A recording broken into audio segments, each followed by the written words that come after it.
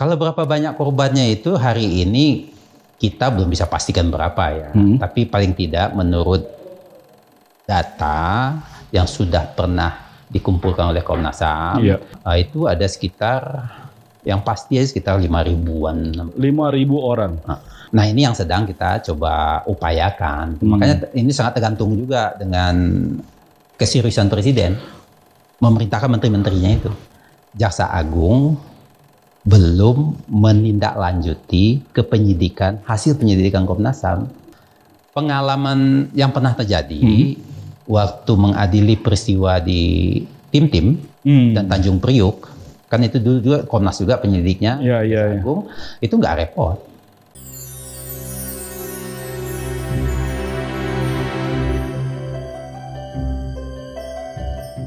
Kembali di Menolak Lupa, kita akan masih membahas tentang segala hal yang mungkin akan terlupakan setelah reformasi berlangsung 25 tahun. Saya Hardi Hermawan, masih bersama dengan Amiruddin Al-Rahab, aktivis HAM, mantan komisioner Komnas HAM, sekarang mengetuai tim pemantau pemulihan. Anggota, bukan ketua. Anggota ya?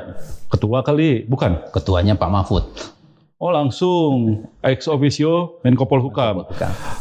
Tim pemantau pemulihan korban HAM pelanggaran HAM masa lalu.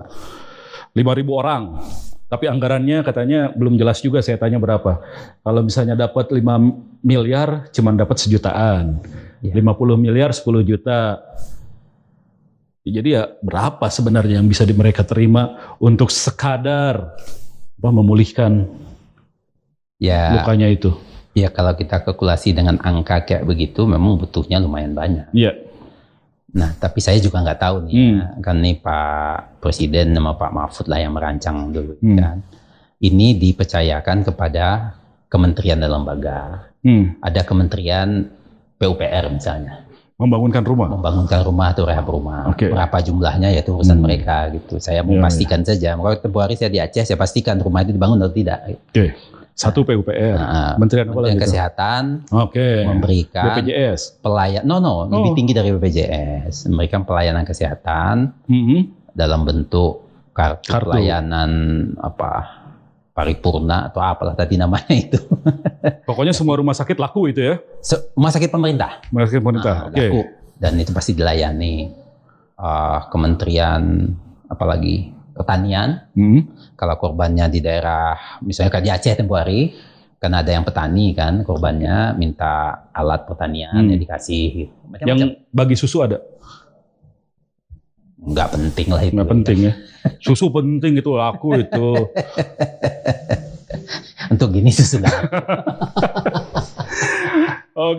Tapi yang jelas ini semacam jalan samping. Untuk membantu memulihkan korban. Pelanggaran yang dialami oleh korban. Problem utamanya untuk penyelesaian kasus HAM bukan ini. Dia tetap harus melalui berdasarkan aturan hukum yang ada hari ini, hukumnya harus diselesaikan melalui pengadilan. Dan pengadilan HAM itu sepanjang sejarah Indonesia baru menyangkut soal Tanjung Priuk, Tim-Tim, dan Tim-Tim. Lainnya masih gelap. Jadi artinya belum ada katakanlah prospek yang lebih objektif yang menunjukkan bahwa pemulihan HAM di Indonesia bisa diadili. Bukan prospek, yang kenyataannya hari ini itu belum bisa diadili, dah gitu aja. Nah kita butuh itu diadili gitu Pak. Ya kalau kita ada upaya yang real ke arah sana kan prospeknya bagus. Tapi kan yang ada adalah jalan samping itu. Ya hari ini itu. Seolah-olah itulah penyelesaiannya. Ada yang memahaminya begitu. Maka tadi saya katakan ini baru jalan samping. Belum selesai. Bagaimana Anda bisa menjelaskan pada semua orang bahwa ini bukan penyelesaian pelanggaran HAM. Ini hanya sekadar bantuan ketika proses ini berjalan. Gitu. Ya sederhana jawabannya. Selama pengadilan belum dibuka, dijalankan untuk peristiwa tindak pidana seperti ini, tindak pidana loh undang-undang ini. Tindak pidana berat. Kejahatan soalnya kan. Nah, itu korban ini dan masyarakat internasional dunia haji manusia akan tetap mengatakan ini belum selesai. Dari semua itu kesulitannya teknis yang tadi disebutkan. Dijelaskan ke saya teknis. Jadi teknis itu Realnya apa? Kalau teknis pengadilan itu kan ibaratnya hakimnya, terdakwanya, penuntutnya, itu kan teknis begitu ya. Undang-undangnya ada. Undang-undangnya ada. Yang selalu dijelaskan adalah bahwa penyidik Kejaksaan Agung belum bisa memastikan pembuktiannya secara lebih rigid. Nah, jadi soal pembuktian yang jadi masalah. pembuktian. Nah, Komnas HAM dulu bisa dalam penyelidikan. Nah itu dia, Komnas HAM dan kewenangan terbatas bisa nyampe gitu, masa Kejaksaan Agung, Jaksa Agung dengan perangkatnya sebanyak itu mengatakan itu, makanya saya nggak pernah percaya itu. Tapi ya udah kita terima saja. Jadi sebenarnya apa yang terjadi? Kalau saya mau katakan sederhana ya kemauan politiknya aja yang nggak ada. Waktu tim-tim kok bisa diadili? Nggak mau karena? Nggak tahu. Tim-tim kenapa waktu itu bisa diadili? Nah itu dia. Tekanan internasional? Mungkin salah satu faktornya. Jadi harus ditekan dulu gitu baru jalan. Ya bisa iya, bisa tidak. Tapi pelakunya kebanyakan masih ada. Terduga pelaku. Sebagian besar masih ada. Sebagian besar. Masih ada. Sebagian besar. Masih ada. Masih ada.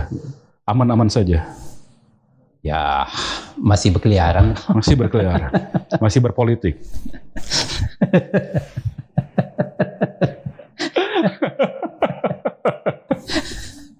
Anda mengajukan waktu di Komnas HAM, ada berapa banyak terduga pelaku kejaksaan? Nah, kalau Komnas HAM itu sebagai penyelidik kan tidak boleh masuk ke situ. Ya.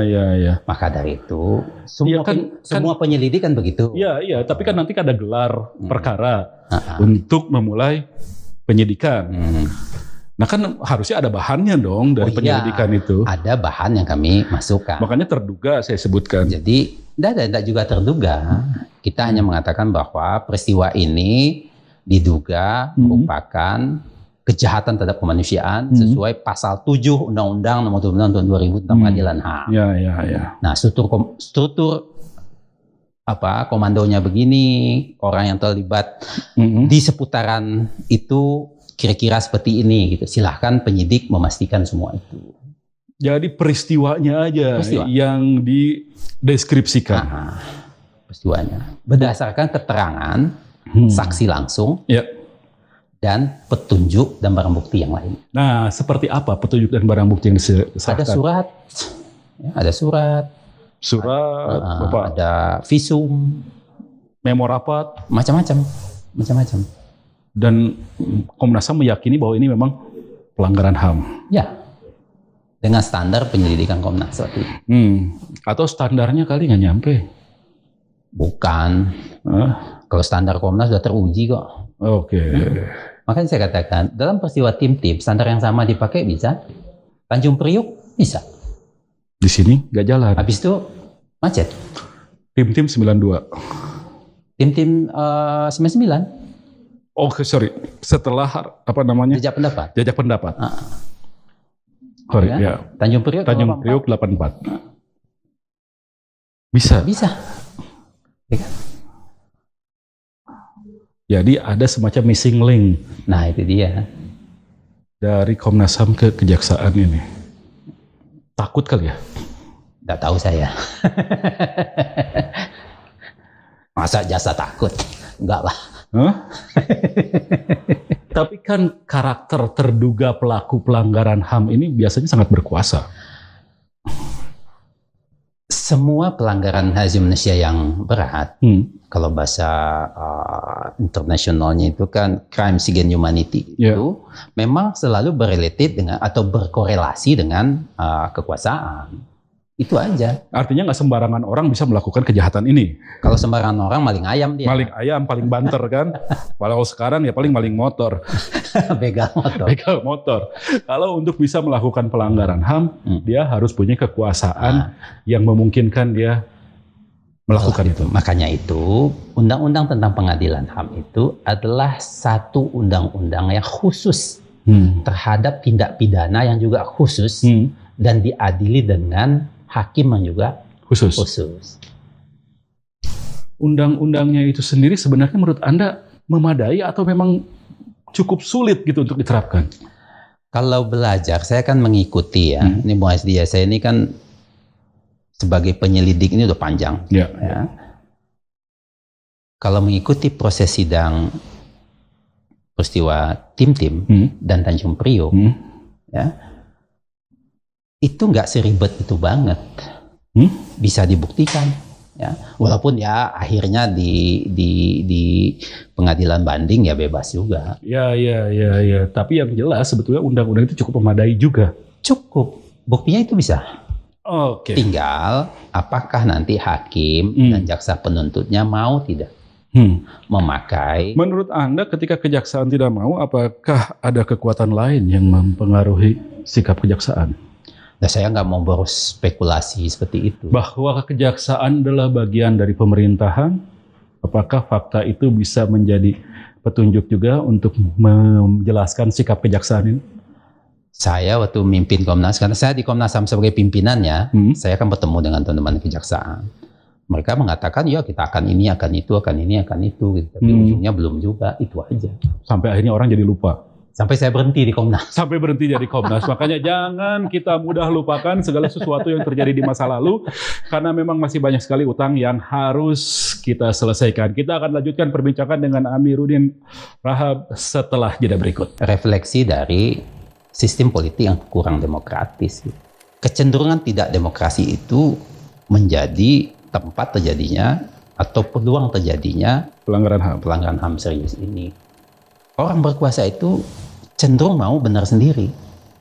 Pembatasan-pembatasan atau penekanan-penekanan kepada rakyat itu terjadi di mana-mana. Nah muncullah gejolak itu kan.